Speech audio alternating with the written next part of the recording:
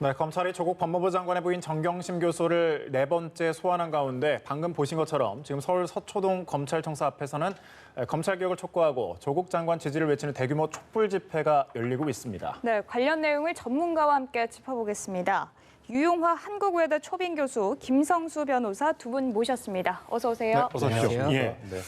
3차 조사 이후 나흘 만입니다. 정경심 교수가 또다시 검찰에 소환이 됐는데 노트북 행방을 비롯해서 오늘 좀 어떤 점을 다루게 될까요? 네, 일단 이번 정경심 교수에 대한 네 번째 조사인데 네. 이 조사에서 뭐 어떤 것이 실제로 이제 조사가 될지는 뭐 열어봐야 합니다. 하지만 이제 지금 최근에 언론에서 이슈가 많이 됐던 네. 부분이 이 노트북을 만약에 고의로 인멸을 했다면 증거인멸 교사 혐의가 이제 발생할 수가 있기 때문에 네. 이 부분이 조금 다뤄질지 않을까 이런 이야기가 지금 나오고 있는 상황이고 또 이제 사모펀드 관여 의혹이라든지 사무소 위조 관련해서도 지금 검찰에서 이번 조사를 마지막으로 일단 어느 정도 이제 가닥을 잡겠다라고 생각을 하고 있다면 추가적인 조사가 필요하기 때문에 이런 부분들도 좀 쟁점이 되지 않을까 이렇게 지금 예상이 되고 있는 상황입니다. 네. 그런데 뭐 정 교수의 신병 처리 여부 결정을 이제 앞두고 이번이 마지막 소환이 될까 이 부분도 주목이 되고 있거든요. 지난번에 조 장관 동생이 건강상의 이유로 좀 영장 기각이 된 만큼 이번에도 뭐 같은 이유로 기각이 될까 이 부분에 대한 이런 이야기도 나오고 있는 것 같은데 검찰 입장에서는 그래서 좀 신병 처리에 고심이 클 것 같습니다. 어떻게 보십니까? 그러니까 지난번 이제 조국 장관의 동생이 영장이 기각되지 않았습니까? 네. 서면 심사를 했는데도 기각됐습니다. 네. 그러니까 원래 영장 실질 심사를 안 한 거죠. 자기 자신의 입장을 항의하고 법원에 그 얘기를 할 수 있는 기회도 스스로 갖지 않으면서 서면 심사를 통해서도 영장이 기각됐다라는 것은 상당히 네. 검찰의 어떤 증빙이라든가 정황이라든가 증거 이런 부분들이 법원이 봤을 때는 좀 상당히 부족하다 네. 이런 판단을 했던 겁니다.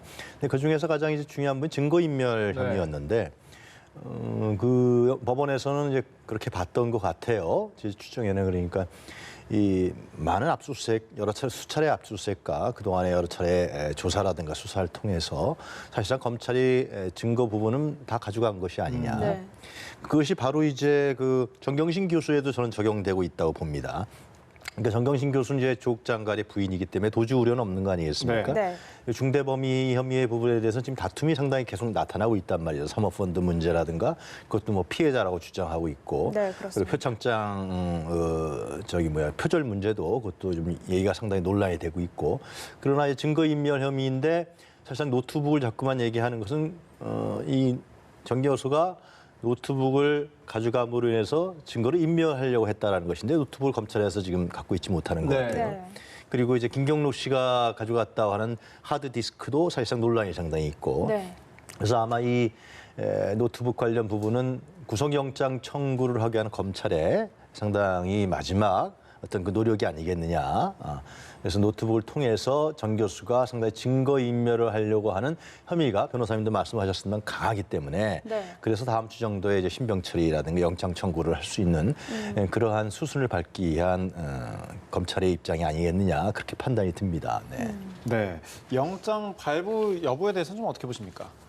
일단 정경심 교수에 대해서 검찰에서 영장을 청구할지도 조금 고심을 할 예. 수밖에 없는 상황인 게 지금 말씀하신 것처럼 조국 장관의 이제 동생 같은 경우에 법원에서는 증거가 이제 최대한 뭐 많이 수집되어 네. 있었고 그리고 건강 상태라든지 그리고 뭐 사실관계를 일부 인정하고 있는 점 이런 점들을 들어서 기각을 했었습니다. 네. 네. 근데 검찰에서 봤을 때는 그러면 압수수색을 동일하게 했기 때문에 이 부분 뭐 정경심 교수에 대해서도 증거가 충분히 확보가 되었다. 뭐 이렇게 인정을 해버린다면 또 이 기각이 날 수가 있는 부분이거든요. 그렇다면은 꼭 피해자가 구속이 된다고 해서만이 뭐 이제 수사가 잘 간다고 볼 수는 없는 거겠지만 검찰에서 이렇게 영장을 청구했다가 기각이 된다고 한다면 일반 여론에서 봤을 때는 뭔가 혐의가 없는 사람에 대해서 영장을 청구했다가 기각된 것이 아니냐 이렇게도 좀 생각이 될 수가 있는 부분이기 때문에 네. 검찰에서는 그런 부분에 대해서 상당히 좀 부담을 가질 수밖에 없고 그럼에도 불구하고 지금 가지고 있는 이 자료만으로 영장이 청구될 수 있느냐 이것을 지금 영장이 발부될 수 있느냐 이것을 좀 검토하고 진행을 해야 되기 때문에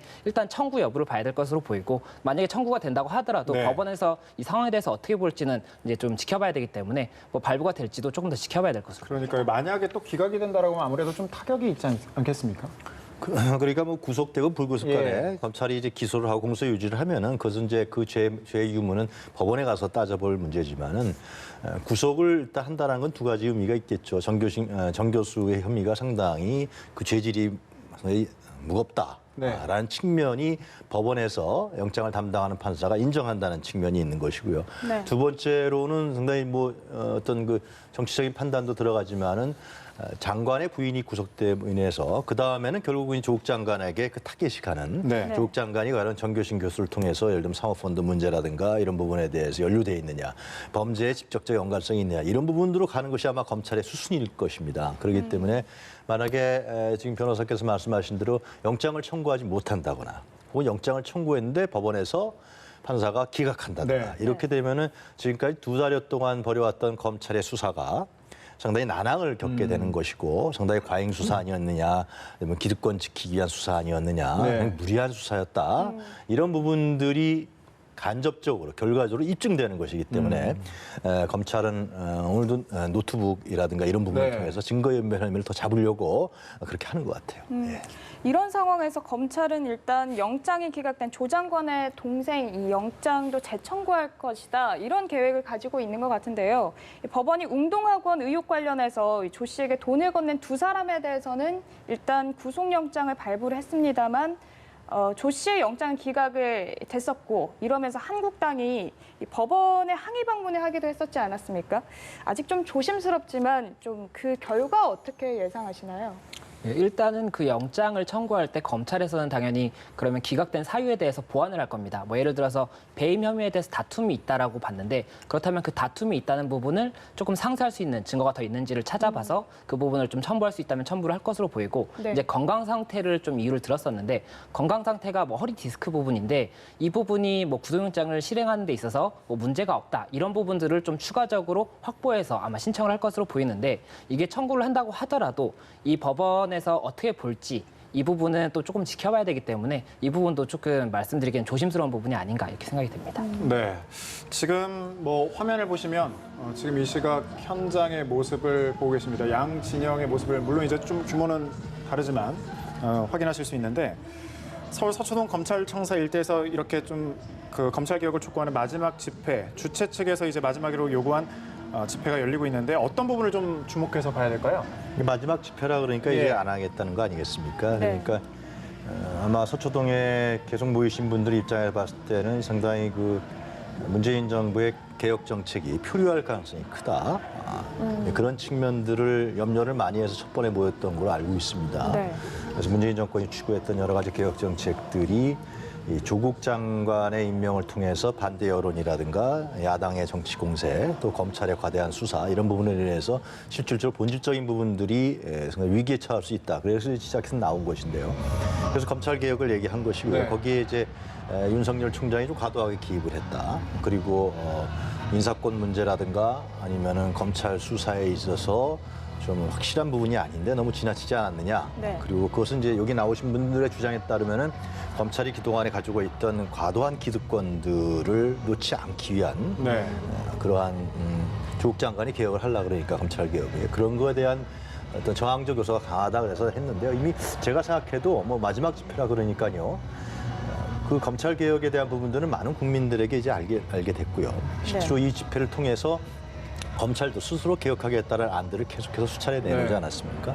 그리고 대통령도 이 문제와 관련해서 뭐 이제 광화문에 모였던 보수적 성격의 성향이 있는 시민들의 요구라든가 이쪽 서초동에 있는 시민들의 요구들을 사실상 알겠다 얘기했고 네. 국론이라는 것은 같이 분열이라는 건 정치적 현안에 대해서는 다른 입장이 다르니까 그것이 좀 이제 그만했으면 좋겠다는 간접적인 메시지를 한 걸로 알고 있습니다. 이제는 결국은 정치의 영역에서 이 문제를 풀어 나가야 되는 거거든요. 네. 국회의 역할이 너무나 중요한데 국회가 이제 어느 정도 정신 차릴지 알 수 없지만은 그래서 이 정도 수준에서 하는 것이 온당하겠죠. 이제는 이게 너무나 세력화돼갖고 새싸움 형식으로 가게 되면은 네. 물론 국론이 나눠지는 건 당연합니다. 어느 나라건 간에 그러나 새싸움으로 가게 되고 극도화돼 버리면은 네. 나라의 국정 운영에서 가장 중요한 부분들을 해나가는데 많은 장애 요소가 되기 때문에. 그래서 뭐 스스로 이제 오늘이 마지막 집회라고 그랬습니다만은 향후에도 이런 부분들은 이제 정치 영역으로 가서 정치 영역에서 이 문제를 풀어나가는 그러한 어떤 행태들이 나타나지 않을까 그런 판단을 합니다. 예. 예. 네. 자, 그 윤석열 검찰총장 접대 의혹에 관한 또 보도가 나오면서 파장이 좀 예상이 되는데 검찰이 당시 건설업자 윤중천 씨의 진술을 덮었다는 게 한겨레 20일의 보도입니다. 이 의혹의 좀 쟁점부터 먼저 짚어주시죠. 예, 이 기사를 먼저 조금 설명을 드리자면 네. 이 기사가 한겨레 21에서 나온 기사고 11일 오전 11시경에 이제 입력이 된 기사입니다. 그래서 이 내용을 보면 1차 기록, 그러니까는 윤중천 씨 관련 1차 기록 당시에 내용에 윤중천 씨의 전화번호부, 압수 명함, 다이어리 등에 윤석열이라는 이름이 나왔고 네. 그렇기에 윤중천 씨를 불러서 조사를 해본 결과 윤중천 씨가 윤석열 총장과 알고 있고 별장에서 접대를 한 사실이 있다라고 진술을 해서 이에 관련해서 보고서를 작성을 해서 대검찰청 과거사 진상조사단이 이 보고서를 검찰의 법무부 과거사위원회에 전달을 했고 이 네. 과거사위원회에서 검찰에 이 보고서를 전달을 했는데 검찰에서 이와 관련해서 사실조사 자체도 안 하고 바로 종결을 했다는 그런 네. 기사가 나왔었던 것입니다. 네. 검찰이 윤석열 총장이 윤중천 씨를 알지도 못하고 또 별장에 간 사실도 없다 이렇게 부인을 했는데요. 그렇다면 좀 이 사실관계를 명확하게 하기 위해서 어떤 부분을 좀 따져봐야 할까요? 어제 이제 대구지검에 대한 국감도 있지 않았습니까? 네, 있었죠. 예. 그래서 대구지검장이 여환섬. 나와서 여환섬 예. 이런 얘기를 했는데요. 그분이 마침 또 이제 대검 진상조사단장이었단 예. 말이죠. 공교롭게. 그래서 근데 한겨레 신문 보도하고 검찰의 차이는 뭐냐면 한겨레 신문은 2013년도에 네. 13년도에 그 윤중천의 전화번호와 압수된 명함 다이어리에서 윤석열 이름을 확인했다라는 네. 것이 담당 작성한 기자의 주장인데요. 네. 검찰에서는 그런 건 없었다라는 겁니다. 2013년도에 수사했을 때, 김학의 수사했을 때. 네. 근데 이제 이후에 2018년도에 법무부 산하의 그 진상조사위원회가 꾸리지 않았습니까? 네. 검찰개혁. 그래서 네. 거기서 이제 조사를 했는데 이건 한겨레의 보도와 그리고 검찰의 어떤 주장과 상당히 근사한 부분들이 있습니다. 여기서는. 그러니까 한겨레에서는 윤중천이 불러서 윤석열과 친분이 있다는 진술을 확보했다는 것이 한겨레의 입장이고요. 네. 반면에 검찰에서는 하여튼 뭐 과거사위에서 하여튼 그런 면담 보고서에는 윤중천이 윤석열과 만났다. 별장에 온 것 같다. 하여튼 그런 애매모호한 답변을 네. 했다는 거예요. 하여튼 예. 이거는 애매모. 하여튼 팩트상에서 근사한 근사치가 있는 건 사실입니다. 그러나 이제 검찰의 입장에 봤을 때는 이후에 이제 또 검찰에 넘겨졌죠, 이것이. 그래서 수사단에 수사를 했는데 그 윤중천 씨를 두 차례인가 불러서 확인을 했는데 윤중천 씨가 나는 윤석열 그런 얘기 한 적이 없다. 네. 윤석열 현 총장을 본 적도 없다. 그러기 때문에 그리고 이제 검찰 입장에 봤을 때도 거기에 따른 뭐 증거라든가 정황이라든가 이런 부분이 나오지 않았기 때문에 네. 덮은 것이 아니라 한겨레는 덮었다는 거거든요. 네. 그런 단서가 나왔는데 왜 수사를 안 했느냐, 그 네. 봐주기 수사 아니냐라는 건데 검찰에서는 덮은 적이 없고 그래서 그러한 어떤 그 내용들이 있었기 때문에 수사를 안 한 것이다라는 겁니다. 현재까지 나온 네. 팩트는요. 그러면서 이제 한겨레 주장은 결국은 그러면은 당시에 2013년도에 수사 기록을 꼭 공개하면 될 거 아니냐. 네. 여기서 확인해 보자라는 게 이제 오늘 한겨레 신문의 사설의 주요 요지 중에 하나입니다. 그러나 대검에서는 전혀 이런 부분도 사실이 아니다. 그리고 이제 윤석열 총장이 작성한 기자에 대해서 고소를 하는 이런 상국인데요. 주말 부분에 있어서 어떤 부분들이 더 진전될지 그건 한겨레 취재 문제겠죠. 이런 부분들이 진전되느냐에 따라서 또 다음 주에 좀 양태가 달라질 것 같은데 현재까지는 하여튼 그 공개해라, 수사 기록 공개해라 이 정도 수순까지 와 있는 것 같아요. 네, 그러니까 한겨레 21은 기본적인 확인도 없이 수사를 덮었다라고 주장했고 과거 검경수사팀, 김학의 사건 수사단, 조국 장관 모두 이제 보도를 반박하고 있는데 변호사님께서 보시기에는 좀 어느 쪽의 주장이 좀 더 근거가 좀 신빙성이 있다고 보십니까? 그거를 제가 개인적인 의견을 말씀드리기에는 조금 부적절할 예. 수가 있는 것 같고 그냥 일단은 지금 이 윤석열 총장이 그래서 어제 고소를 했지 않습니까? 명예훼손으로 고소를 했다고 지금 알려져 있는데 그렇다면은 이것이 사실인지 허위 사실인지부터 따져져야 됩니다. 그리고 이 허위 사실인지 사실인지를 따지려면 지금 어차피 이 보도 자체가 뭐 1차 기록에 이런 내용이 있었다. 그리고 뭐 조사단이 이런 보고서를 썼다. 이런 내용들이 있고 또 그리고 추가적인 조사가 있었는지 여부도 아마 기록에 남아있을 가능성이 큽니다. 네. 그리고 이 기록들이 최근에도 이제 진상조사단에서 다 이걸 조사를 하느라 잘 보관이 돼 있기 때문에 이 조사 기록을 보면은 명확하게 밝혀질 사실이기 때문에 이 부분을 조금 더 지켜보면은 하면 바로 결론이 나오지 않을까 이렇게 생각이 됩니다. 뭐 아까 교수님께서 또 여한섭 지검장에 대해서 살짝 언급을 해주시기도 하셨지만 네. 이번에 국감에서 이 당시 수사단장이었던 여한섭 지검장이 이 당시에 조사할 이유가 없었다 이런 발언을 하기도 했거든요. 조사할 가치가 없다 이렇게 판단한 이유 어떻게 봐야 할까요? 그러니까 이제 검찰에서 봤을 때는 윤중천이라는 인물이 윤석열 총장, 현 총장을 만났다. 그래서 뭐 별장에 왔었다. 이런 네. 부분들이 이후에 또 부인을 했기 때문에 그리고 그 당시 2차 수사에서 좀 애매모호하게 얘기했다는 거죠. 네네. 그렇기 때문에 실제로 또 부인을 했고 그래서 윤석열 총장을 언급한 사실이 자기가 없다라고 했기 때문에 당연히 이제 진상조사단에서는 수사를 할 이유가 없는 거죠. 할 이유가 그동안에 20명이나 30명 정도의 명단이 공개 나왔었는데 거기서 이제 예를 들면은 한상열 전 총장이라든가 이런 사람들은 이제 정황 증거로 넘겨지지 않았습니까?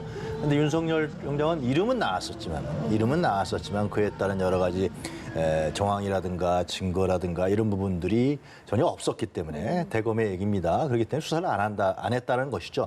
근데 국감장에서 얘기했기 때문에 검찰의 입장은 그것이 여태까지 나온 입장에서 명확하게 나타난 부분이라고 생각합니다. 예. 네, 교수님께서 보시기에는 청와대와 여당 의원들은 좀 말을 아끼는 분위기인데 야권에서는 윤석열 흠집내기 아니냐 뭐 이런 식으로 파생 공세를 퍼붓고 있거든요. 그리고 또 일각에선 최동욱 전 검찰총장 혼외자 파문으로 좀 물러났던 전례를 떠올리면서 좀 비교를 하고 있는데 어떻게 좀 비교가 될 만한 상황이라고 보시는지. 그렇습니다. 그것은 이제 예. 과거에 박근혜 정권 예. 때 최동욱 검찰총장이 혼외자 문제로 인해서 총장에서 그만두지 않았습니까? 이런 측면이 정치적인 문제이기 때문에 만약에 한겨레 20일의 보도입니다만은 이것이 이제 결국은 근거가 없거나 사실이 확인이 안 될 경우에 있어서는 정치적으로 역풍을 맞을 가능성이 상당히 있는 것이죠. 이것을 뭐 예를 들면 여권에서 누가 흘려갖고 보도 취재해서 한 것이 아니냐. 결국은 네. 윤석열 총장에 대한 흠집놀이냐 아니냐. 그러니까 여권의 입장에 봤을 때 상당히 부담스러울 수밖에 없습니다. 네. 이거는 언론 보도 정도 수준이기 때문에 현재는. 그래서 아마 민주당이나 여권에서는 이 문제에 대해서 더 이상 언급하지 않고 좀 지켜보겠다. 그런 입장을 견지하는 것 같아요. 예. 네. 네, 알겠습니다. 여기까지 짚어보도록 하겠습니다. 유용하 한국외대 초빙 교수, 김성수 변호사와 함께 짚어봤습니다. 오늘 말씀 고맙습니다. 고맙습니다.